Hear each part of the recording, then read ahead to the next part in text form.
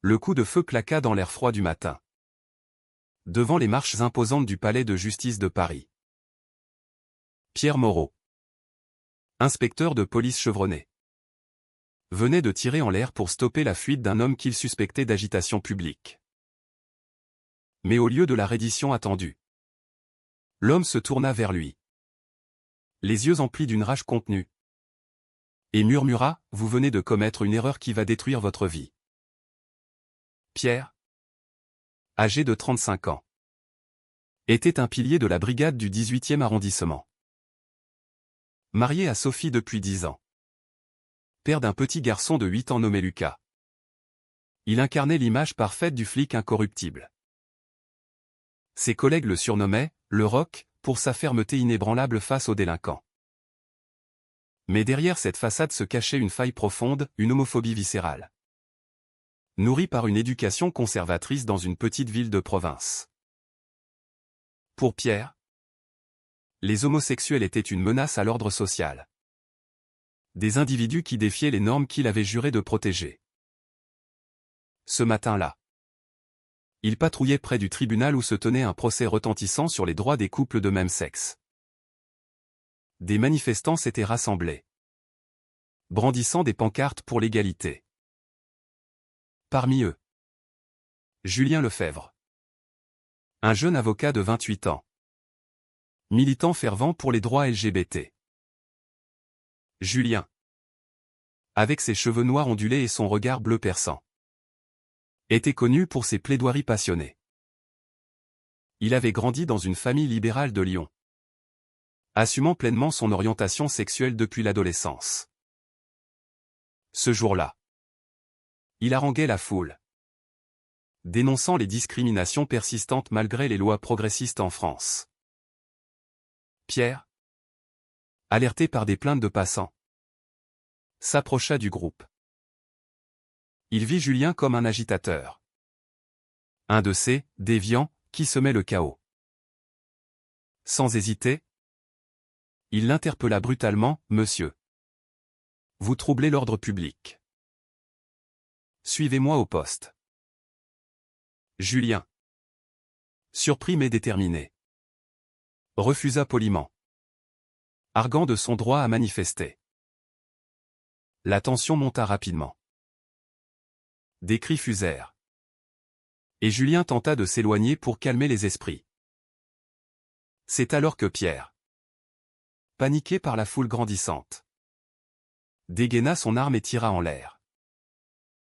La détonation fit taire tout le monde. Julien se figea, puis se tourna vers Pierre avec un calme glacial. « Inspecteur Moreau. N'est-ce pas ?»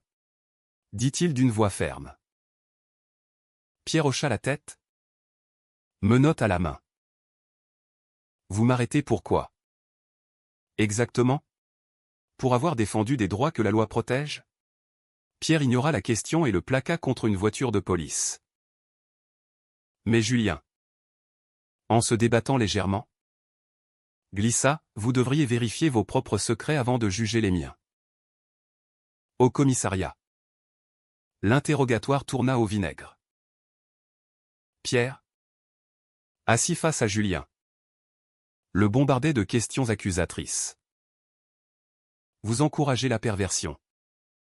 Monsieur Lefebvre. Dans une société civilisée, on ne parade pas avec ça. » Julien, les mains menottées, répondit avec un sourire amer, « La perversion, c'est de nier qui l'on est par peur du regard des autres. » Vous parlez d'expérience ? Pierre sentit une sueur froide couler dans son dos. Comment cet homme pouvait-il savoir ? Non. C'était impossible. Pierre avait enfoui ses doutes si profondément qu'ils n'existaient plus. À 20 ans, il avait eu une brève liaison avec un camarade d'école de police. Un épisode qu'il avait effacé de sa mémoire, attribuant cela à une erreur de jeunesse. Mais les nuits d'insomnie, les regards furtifs dans les vestiaires, tout cela refoulé au nom de la normalité. Sophie, sa femme, représentait l'encre de sa vie hétérosexuelle. Elle était infirmière. Douce et compréhensive. Ignorant tout des tourments de son mari. Tandis que Julien était relâché faute de preuves solides, la manifestation était légale. Pierre rentra chez lui. Agité. Sophie l'accueillit avec un baiser. Lucas courut dans ses bras. « Papa. Tu as arrêté un méchant aujourd'hui » demanda l'enfant innocemment. Pierre força un sourire, « Oui. Mon grand. Un qui voulait changer les règles. » Mais intérieurement, les mots de Julien résonnaient. Le soir, seul dans son bureau, Pierre fouilla le dossier de Julien en ligne. Avocat spécialisé en droits humains. Openigay. En couple avec un certain Alexandre. Un artiste. Des photos sur les réseaux sociaux montraient Julien heureux. Libre. Pierre sentit une jalousie inexplicable monter. Pourquoi cet homme vivait-il sans chaîne? Alors que lui. Non. Il chassa l'idée. Le lendemain. Au travail. Son chef le convoqua. Moreau. Ton tir en l'air fait des vagues. Les médias parlent d'abus de pouvoir. Et cet avocat. Lefebvre. Il porte plainte contre toi pour discrimination. Pierre blêmit. La plainte alléguait que l'arrestation était motivée par homophobie, violant la loi française contre les discriminations basées sur l'orientation sexuelle. Pierre, en tant que policier, était censé la faire respecter. Ironie du sort, en arrêtant Julien, il avait violé sa propre loi. La nouvelle se répandit comme une traînée de poudre. Sophie, apprenant l'affaire par les journaux, confronta Pierre. C'est vrai. Ce qu'ils disent? Que tu as ciblé cet homme parce qu'il est gay. Pierre nia farouchement, c'était pour l'ordre public. Ces gens-là provoquent toujours des troubles. Sophie fronça les sourcils, ces gens-là? Pierre? On est en 2026. Le mariage pour tous est loi depuis plus de 10 ans. Qu'est-ce qui te prend? Pierre s'emporta, criant que la société allait à la dérive. Mais au fond, c'était la peur qui parlait. Peur que Sophie découvre ses propres démons. Peur que Lucas grandisse dans un monde où son père pourrait être vu comme un hypocrite. Ce soir-là, Pierre ne dormit pas. Il repensait à son passé. À ce baiser volé avec son camarade. À la honte qui l'avait submergé. Était-ce vraiment une erreur? Ou le début d'une vérité qui l'avait étouffé? Julien, de son côté, ne lâchait pas. Chez lui, avec Alexandre, il préparait sa plainte. Alexandre, un peintre de 30 ans aux cheveux longs et à l'âme sensible, l'encourageait, tu fais ça pour nous tous. Julien. Ce flic représente tout ce qui nous opprime encore. Julien hocha la tête. Mais une curiosité naissait. Pourquoi cet inspecteur avait-il réagi si violemment? Était-ce de la haine pure? Ou quelque chose de plus personnel? Il décida d'enquêter discrètement sur Pierre. Ce qu'il découvrit le stupéfia, des rumeurs d'école de police. Un ancien collègue qui avait quitté la force après une affaire similaire.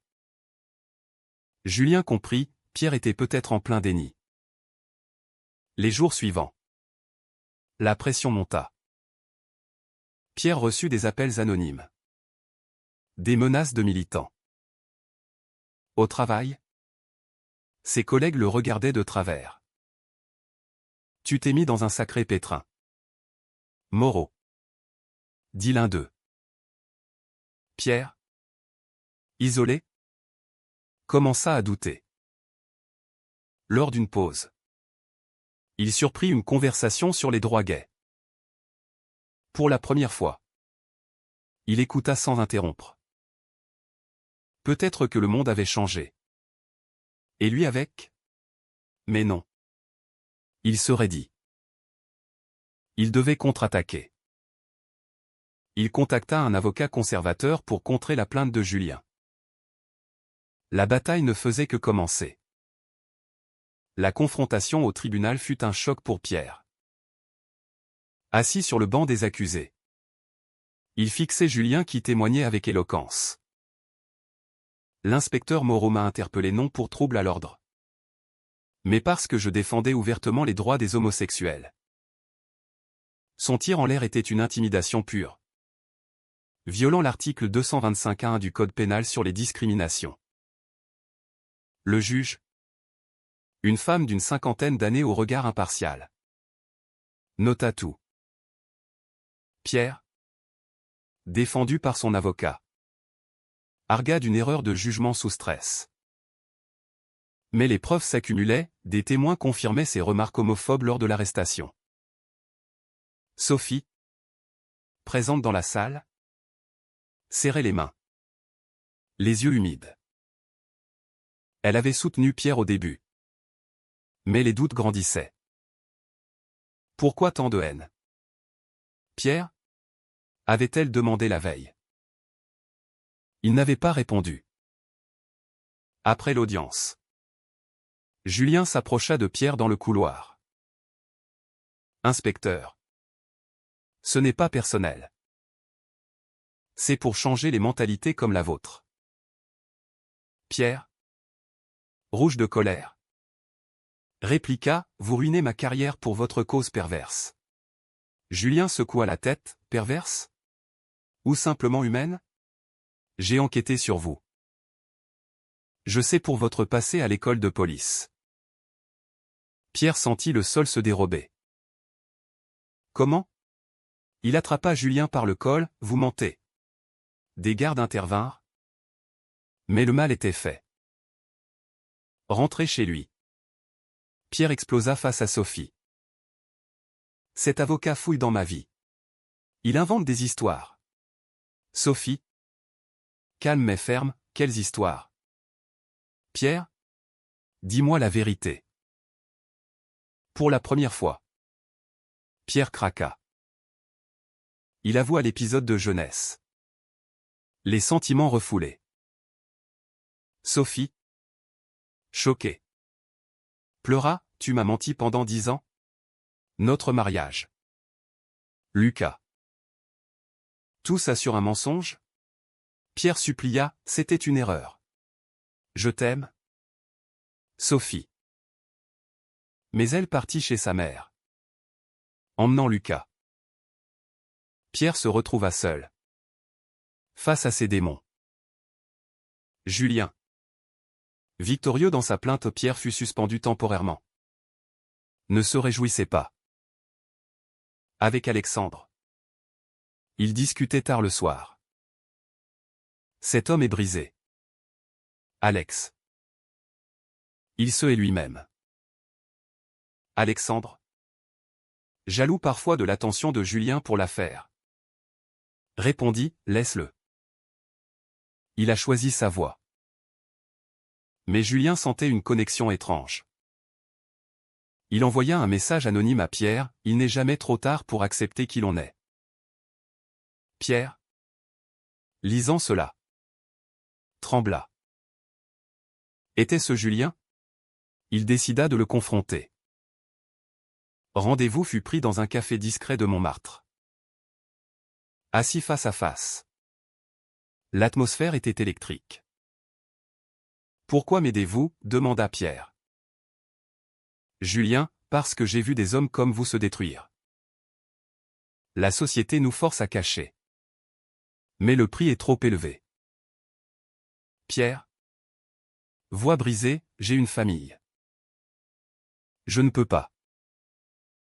Julien posa une main sur la table, vous le devez à vous-même. Et à eux. Pour être honnête. Ce geste anodin déclencha une tempête en Pierre. De retour au travail. Sous surveillance.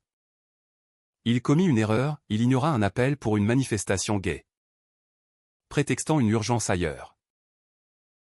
Ses collègues murmurèrent. La suspension devint une mise à pied.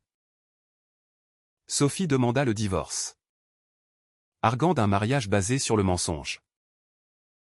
Lucas, confus, demanda « Papa. Pourquoi maman est fâchée ?»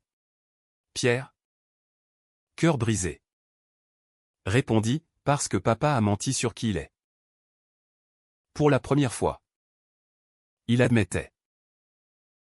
Mais le coup était immense, perte de garde partagée. Amis qui s'éloignaient. Famille conservatrice qui le reniait.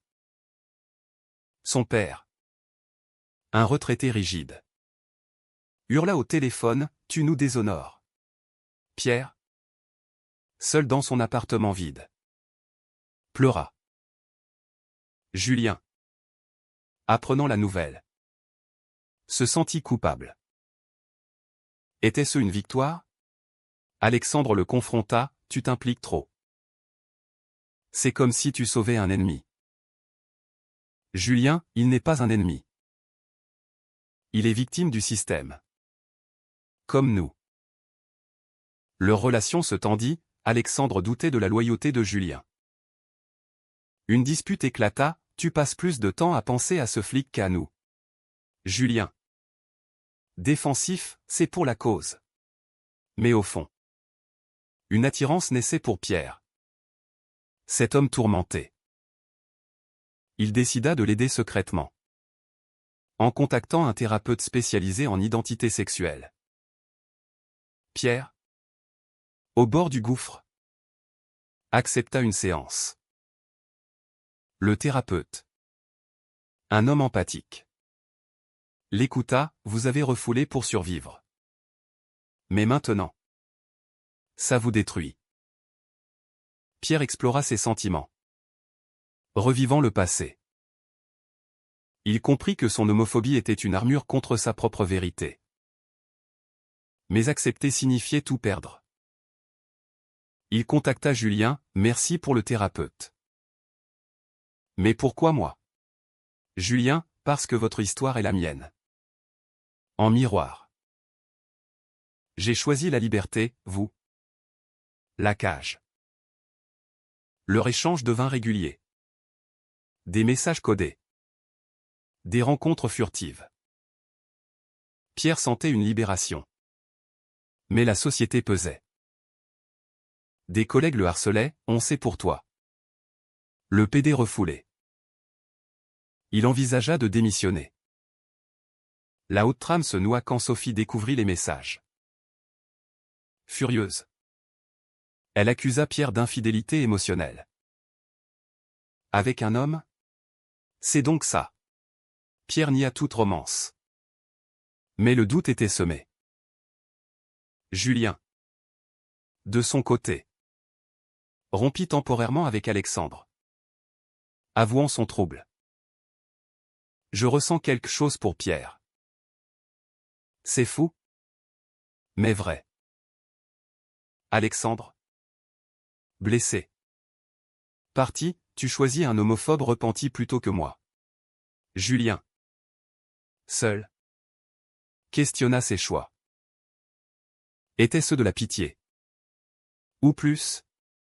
Le scandale éclata publiquement. Un journal révéla l'histoire, un policier homophobe en crise d'identité, l'arrestation qui a tout changé.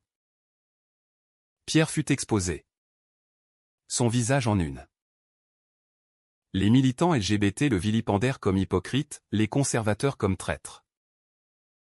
Il perdit son emploi définitivement. La police ne tolérant pas le scandale. Sophie obtint la garde exclusive de Lucas, arguant d'instabilité. Pierre, dévasté, erra dans Paris, hanté par les regards. Il se réfugia chez un ami d'enfance. Mais même là, le jugement pesait.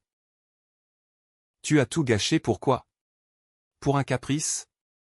Pierre, en thérapie intensive, affronta ses motins haussés. Avait-il le droit de briser sa famille pour sa vérité? Était-ce égoïste? Ou nécessaire? Julien, harcelé par les médias, défendit Pierre dans une interview, cet homme est victime de la société qui force le déni. Son awakening est une victoire pour nous tous. Mais cela attisa la colère d'Alexandre, qui contacta Sophie anonymement, « Votre mari et mon ex sont plus proches que vous ne pensez. » Sophie, furieuse, confronta Julien directement. Dans un parc. Elle cria, « Vous avez détruit ma famille. Laissez Pierre tranquille. » Julien, choqué, « Je l'aide à être lui-même. » Vous préférez un mensonge? Sophie pleura, « J'aimais cet homme. Mais maintenant, c'est fini. » Cette rencontre ébranla Julien. Était-il responsable du chaos? Pierre, apprenant l'échange, décida d'une confrontation finale. Il invita Julien chez lui. L'atmosphère était lourde. « Vous avez tout bouleversé, » dit Pierre. Julien, non. C'était déjà brisé. Vous viviez un mensonge. Leurs regards se croisèrent. Une tension palpable. Pierre avoua, « Je ressens quelque chose pour vous. » C'est terrifiant.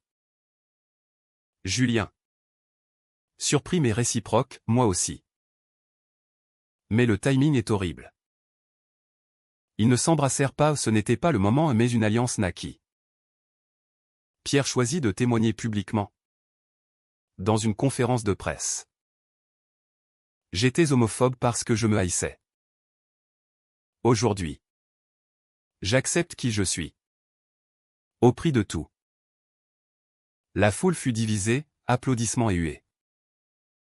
Sophie, regardant à la TV, sentit un mélange de tristesse et de respect. Lucas demanda, « Papa est gay maintenant ?» Elle répondit, « Papa est honnête. » Enfin. Mais les conséquences s'enchaînèrent. Pierre fut attaqué par des extrémistes conservateurs. Une agression physique qui le laissa hospitalisé. Julien veilla à son chevet, « Vous n'êtes plus seul. » Pierre, bandé, « J'ai payé cher. Mais je me sens libre. » Alexandre, regrettant sa trahison, tenta de revenir. Mais Julien refusa, « J'ai choisi mon chemin. » La société réagit, des débats enflammaient les réseaux, questionnant les pressions sur l'identité. Pierre, guéri, s'engagea comme militant, aidant d'autres dans le déni. Mais la perte de Lucas le hantait. Il négocia une garde partagée. Sophie acceptant progressivement. « Pour le bien de notre fils ?» dit-elle. Julien et Pierre, prudemment, explorèrent leur relation. Des dîners discrets. Des promenades le long de la Seine. Mais les ombres persistaient, la famille de Pierre le rejeta définitivement. Son père mourut sans réconciliation. Un regret éternel.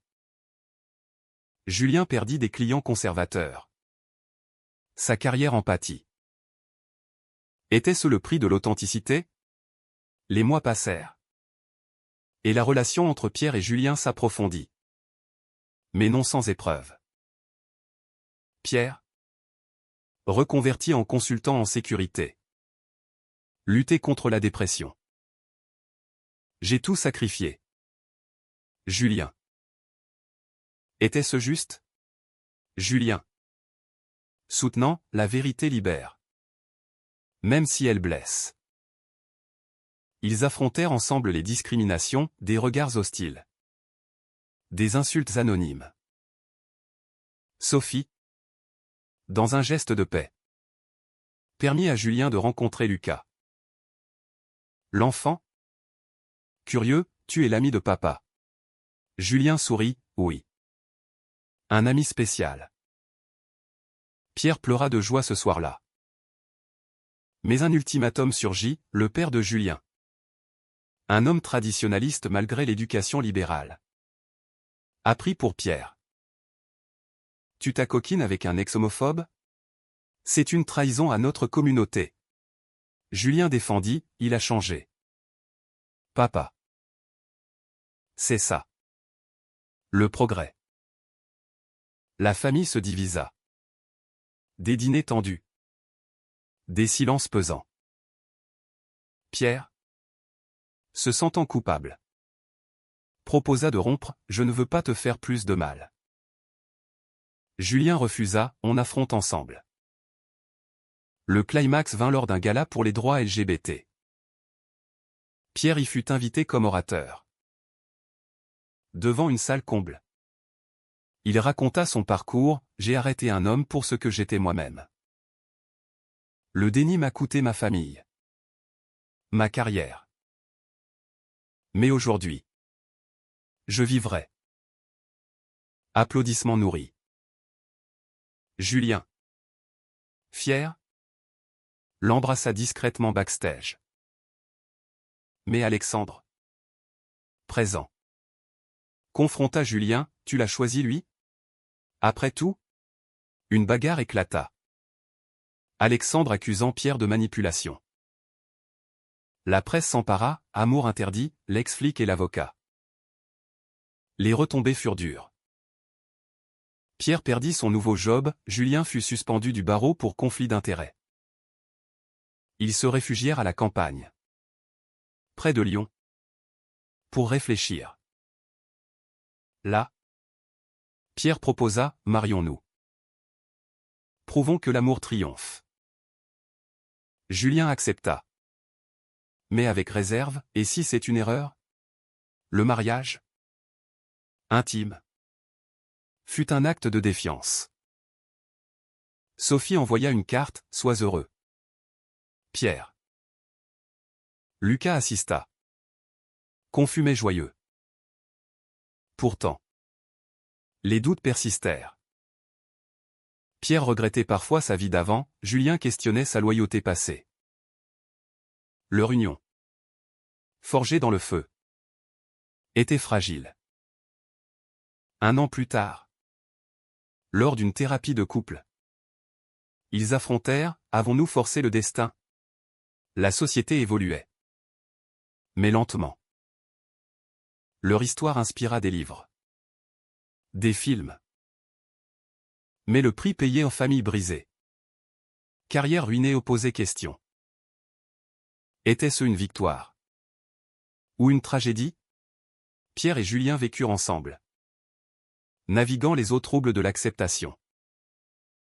Mais une question demeurait, avait-il raison de tout sacrifier pour sa vérité? Ou le déni valait-il la paix apparente?